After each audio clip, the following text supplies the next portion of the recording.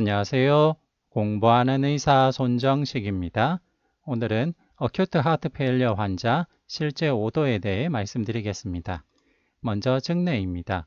61세 남성이 호흡곤란을 주소로 내원하셨습니다. 키는 172cm에 체중 80kg로 비만하신 편이었고 과거력에 고혈압 당뇨병 고지혈증이 있으셨고 현재 흡연자셨습니다. 가족력상 부친인 62세에 뇌졸중으로 사망한 가족력이 있어 조기 심혈관계 질환 가족력이 있다고 볼 수 있습니다. 피지컬 에그젬에서 전 폐하의 수포음이 들리고 휘징도 동반이 되었습니다. 하지에는 함유 부종, 피팅 이데마가 있었습니다. EKG에서는 STT 체인지는 보이지 않았지만 하트레이트 110 정도로 타키카디아가 있었습니다.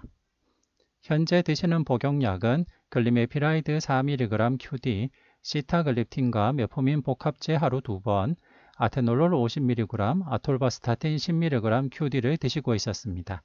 체스트 엑스레이 상으로는 폐 부종과 심비대가 있었습니다.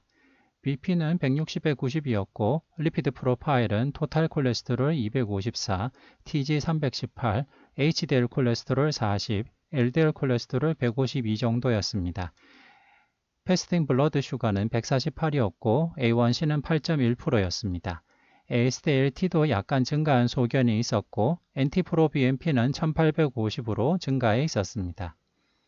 대한민국 신부전 진료 지침을 보면 신부전이 의심되는 환자의 초기 검사로 다음의 검사를 권고하고 있습니다. 혈중 BNP 또는 NT-proBNP 측정, 12유조 심전도 측정, 흉부 방사선 촬영, 심초음파, 일반 혈액 검사, 혈청 유리아, 전해질, 신장기능, 간기능 검사를 포함하는 일반 화학 검사, 공포혈당, 당화혈색소, 지질 검사, 철 검사로는 트랜스페린 세츄레이션과 페리틴, 갑상선 기능 검사를 시행하도록 권고하고 있습니다. 그리고 급성심부전의 악화 요인을 확인하기 위한 검사로는 다음을 권고하고 있습니다. 심전도를 통해서 심방사동 같은 부정맥을 확인하고 STT 체인지를 통해서 심근허혈을 확인합니다. 흉부 방사선 촬영을 통해서 폐우열이 있는지 폐렴이 있는지 확인합니다. 심초음파를 통해서 심장의 구조 이상을 확인합니다. 나트륨이노 펩타이드를 통해서 우려를 확인할 수 있습니다. 트로포닌을 통해서 관상동맥 증후군인지 확인할 수 있습니다. 혈청 크레아티닌과 전해질을 통해서 현재 신장 기능을 확인하고 치료 상태도 모니터링할 수 있습니다. 갑상선 호르몬을 통해서 갑상선 기능 항진이나 저하 같은 유발 요인을 확인할 수가 있습니다. 헤모글로빈과 철분 상태를 측정하는 페레틴, 트랜스페린 세츄레이션을 통해서 급성심부전 치료에 도움이 될 수 있는 철분 부족 상태를 확인할 수가 있습니다. 환자가 sepsis나 샥같이 저관료 상태가 의심될 때는 락틱 애시드를 확인할 수 있고 호흡 부전 상태가 의심될 때는 ABG를 통해서 호흡 부전 여부를 평가할 수 있고 폐렴이나 sepsis가 의심될 때는 프로칼시토닌을 통해서 폐린이나 sepsis 동반 여부를 확인할 수 있겠습니다. 폐동맥 색전증이 의심되는 경우에는 D다이머를 통해서 폐동맥 색전증 스크리닝이 가능하겠습니다. 그리고 응급실에서 POCT 검사로 폐 초음파를 통해서 우열 확인이나 예후 예측을 할 수가 있겠습니다. 증례는 기존의 과거력상 흡연자였으며 평소에도 기침 가래가 좀 있으셨고 호흡곤란이 있으셨지만은 특별히 치료는 받지 않으셨던 COPD 상태인 걸로 추정이 됩니다. 그리고 COPD의 급성 악화를 통해서 심부전이 악화된 것으로 추정이 되어 일단 COPD 악화에 준해서 세포트리악손 주사를 시작하였고 벤톨린 아트로벤트 네블라이저를 시작하였습니다. 환자 흉부 엑스레이상 급성 폐부종이 있기 때문에 일단 라식스 주사를 투여하고 그와 함께 수축기 혈압이 110 이상이기 때문에 애프터로드를 줄이기 위한 IP 나이트로글리세린 투여를 시작하였습니다. 이분은 기존에 라식스 같은 루프 다이렉티스를 사용하지 않았던 분이기 때문에 우선 라식스 1앰프를 주고 소변량을 체크하고 아침 밤 체중을 확인해서 라식스에 대한 반응을 봐가면서 라식스 주사를 하면 되겠습니다. 만약 기존에 루프 다이렉시스를 사용하던 환자 같으면 기존에 쓰던 용량의 2에서 2.5배 정도 주고 소변량을 확인할 수 있겠습니다. 다음은 어큐트 하트 페일리어 환자의 실제 오더를 보도록 하겠습니다. 바이탈 사인은 환자가 급성기고 바이탈이 언스테이블한 경우 1시간이나 2시간에 한 번씩 체크할 수 있겠고 BST도 체크하는 것이 좋겠습니다. BST는 일단 100에서 180 사이로 조절하는 것이 목표가 됩니다. 타겟 SpO2는 일단 90에서 92% 이상만 유지하면 되겠습니다. 그 이유는 중환자들을 대상으로 시행된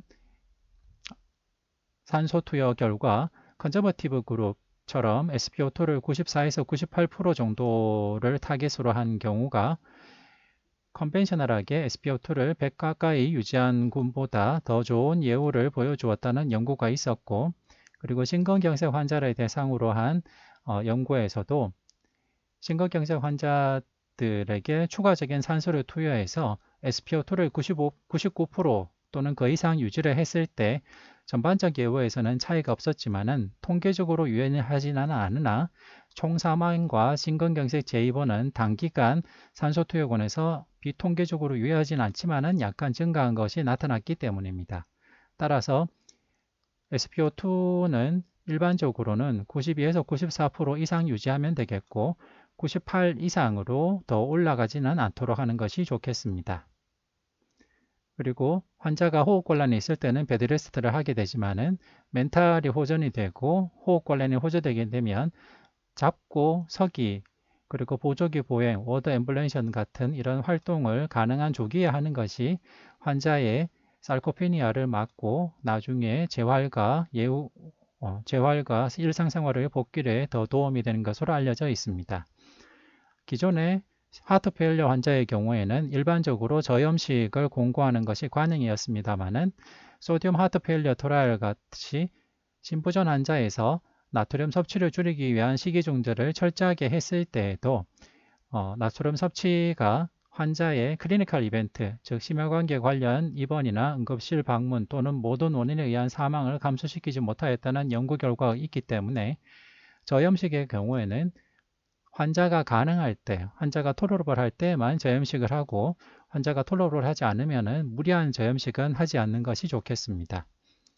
폴리 같은 경우에는 환자가 소변약 체크를 정확하게 할 수 있는 상태일 때는 폴리를 굳이 넣지 않을 수 있지만은 환자가 호흡곤란이 심해서 거동이나 활동이 불편하고 화장실에 자주 왔다 갔다 해야 되는 상황에서 낙상의 위험이나 거동의 불편함이 있을 때는 폴리를 넣어서 정확한 IO를 체크하는 것이 도움이 될 수 있겠습니다. 하지만은 이후에 환자가 보행을 적극적으로 해야 되는 상태에 도달하게 되면 가능한 조기에 리무브하는 것이 좋겠습니다. 그리고 환자의 체수분량, 수분 상태를 확인하기 위해서 바디웨이트를 정확하게 측정하는 것이 좋고 소변을 체크한 다음 아침과 밤에 체중을 측정해서 환자의 체수분 상태나 소변량 배출 상태를 잘 확인하는 것이 중요하겠습니다. 그리고 라식스를 투여할 때는 폴리가 있는 상태라면은 밤에도 특별히 더 불편한 점은 없겠지만은 환자가 폴리가 없는 상황이라면은 아침 라식스는 7am 정도 일찍 주고 오후 라식스는 2pm이나 3pm 정도로 가능한 좀 일찍 줘서 폴리가 없는 상황에서 야간으로 인한 수면 장애나 보행 불편, 낙상 위험을 증가시키지 않도록 하는 것이 중요하겠습니다. 그리고 유린 아웃풋을 체크하기 위한 방법 중에 하나는 처음 라식스를 주고 나서 2시간 유린 아웃풋을 노티하는 것인데요. 2시간 동안 소변량이 200에서 300 이상 나오지 않는다면 아직은 충분한 라식스가 투여되지 않았다고 보고 라식스를 더 추가로 주는 것이 좋겠습니다. 그리고 급성기에는 하루 소변량 3리터, 하루 체중 3kg 감소를 목표로 이뇨제를 사용하는 것이 권고됩니다. 그리고 IV 나이트로글리세린의 경우에는 일반적으로 주는 방법이 10mg을 ODW 100ml 정도의 믹스를 하고 60cp/h로 투여하게 되면 대략 10μg/min로 투여가 되게 됩니다.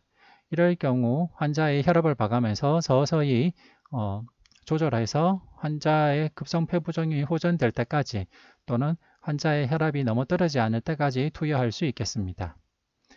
이뇨제 사용하는 방법을 좀 더 자세히 말씀드리면 이뇨제 사용 후 6시간 동안 배뇨량이 시간당 100에서 150ml를 초과하고 이뇨제 사용 후 2시간 후 측정한 무작위 단회 소변 나트륨이 50에서 7mg을 초과할 경우 이존제 반응이 적절하다고 판단할 수가 있습니다.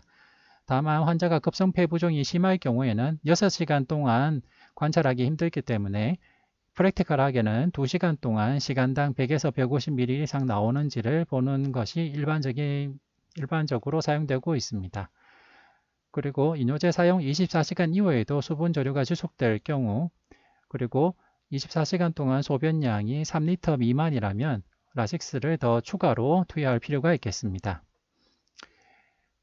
이 환자는 급성심부전의 악화 요인이 COPD 악화입니다. 따라서 COPD 악화에 대한 치료도 중요한데요.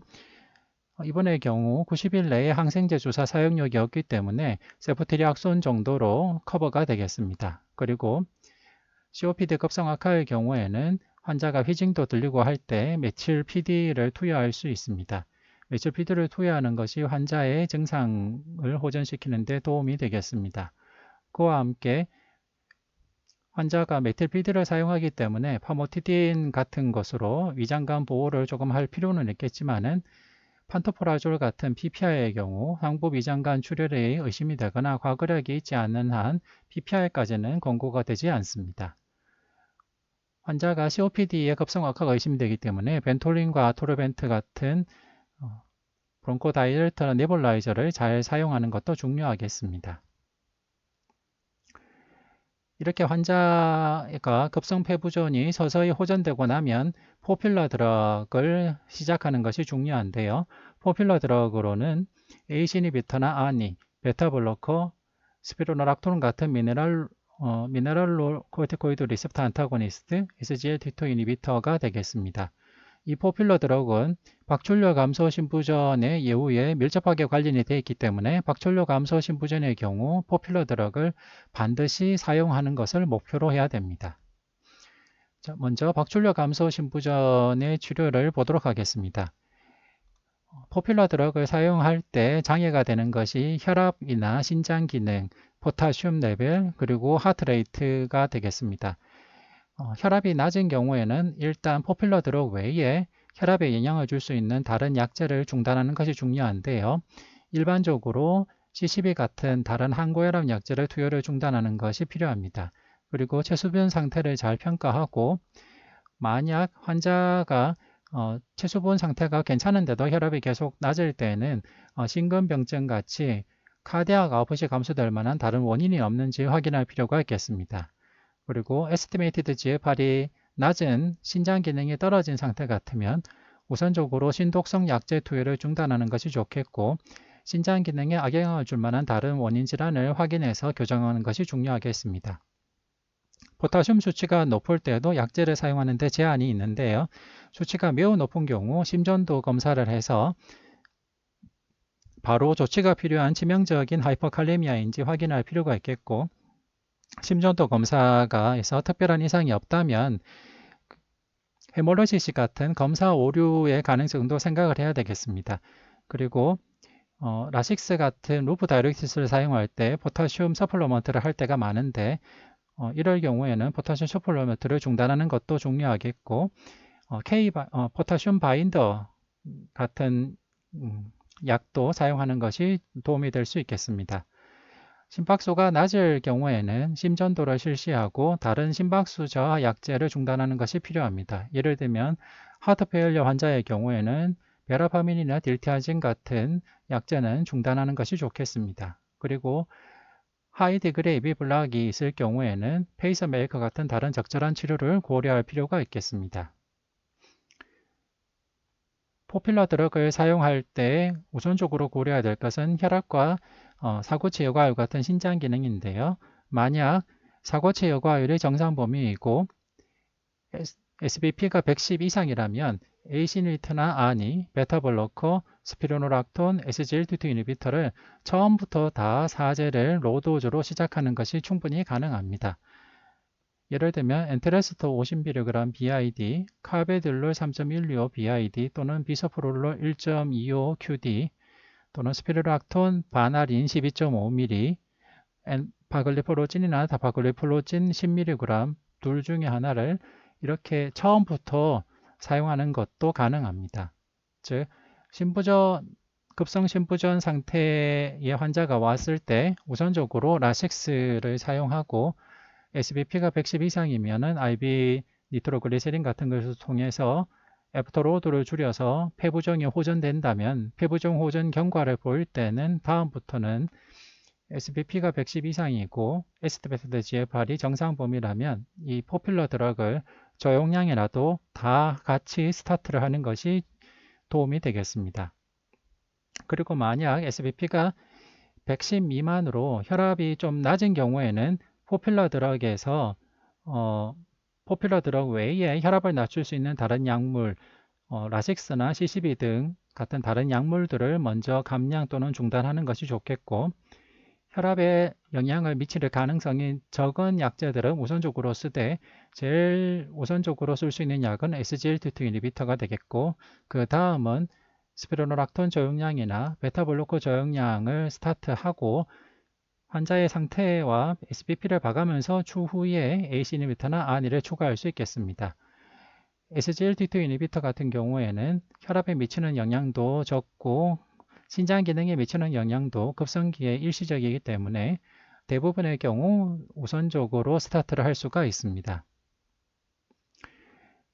그리고 혈압은 괜찮은데 에스티메이티드 GFR이 30에서 60 사이일 경우에는 만약 이것이 어큐트 키드니 인저리가 동반된 상태가 예상이 된다면 AKI를 호전시킬 만한 치료를 하면서 베타블로커 같이 신장 기능에 영향을 받지 않는 약제를 우선적으로 시작하고 에스티메이티드 GFR이 20 이상이면 쓸 수 있는 SGLT2 이니비터를 시작하고 ACE 이니비터나 ARNI 같은 경우에는 조용량을 시작할 수가 있겠습니다. 이렇게 한 다음에 SBP가 100 이상이고 에스티메이티드 GFR이 30 이상이고 포타슘이 5보다 낮은 상태로서 비교적 안정적이라면 그 다음 스피로락톤 반화를 추가할 수가 있겠습니다. 그리고 만약 SBP는 괜찮은데 에스티메이티드 GFR이 20에서 30 사이일 경우에는 AKI가 동반된 상황이 예상이 된다면 AKI를 호전시킬 만한 다른 치료나 워크업을 하면서 베타블로커나 SGLT2 이니비터를 먼저 시작하는 것이 좋겠습니다. 다만 엔트레스토와 스피로노락톤은 에스티메이티드 GFR이 30 미만일 때 금기라는 것을 참고하는 것이 좋겠습니다. 하트 페일러는 박출률 감소 신부전이 있고 그 다음은 박출률 경도 감소 신부전 그리고 갑출률 보전 신부전이 있습니다.